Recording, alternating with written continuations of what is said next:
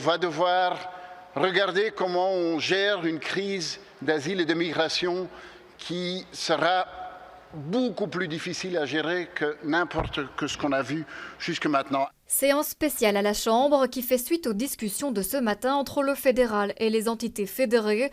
Plusieurs propositions ont été mises sur la table pour accueillir au mieux les réfugiés ukrainiens et un processus en plusieurs phases a été établi.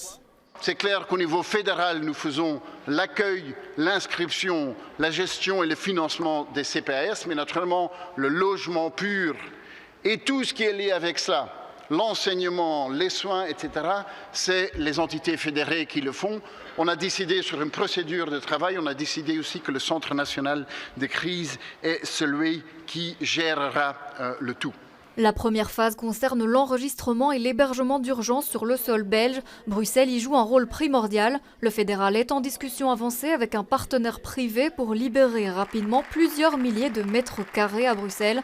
Pour les logements à plus long terme, il faudra travailler avec les communes. Il y aura donc d'abord la registration qui se fera à terme aussi dans plusieurs villes. En ce moment, elle se fait à Bruxelles et donc à partir de lundi au Ezel. Par après, les gens restent là pendant quelques jours au maximum pour après être dispatchés vers toutes les communes de la Belgique. Et donc on a déjà vu qu'il y a une énorme solidarité dans toutes les communes belges. Et heureusement, parce qu'on en aura besoin si on veut accueillir tout le monde.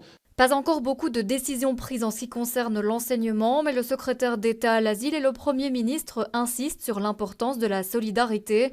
En ce moment, la Belgique accueille par jour en moyenne 2000 réfugiés ukrainiens.